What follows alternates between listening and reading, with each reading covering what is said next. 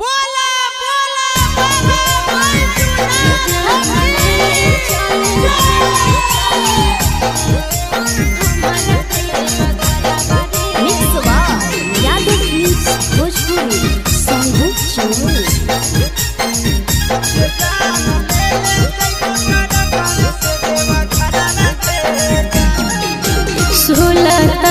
गंजा से देवघर के लागे के तना भरावा रे जान। 16 तहना गंजा से देवघर के लागे के तना भरावा रे जान। रे जान ले चले हमारा देवा घरावा रे जान। जान ले चले हमारा देवा घरावा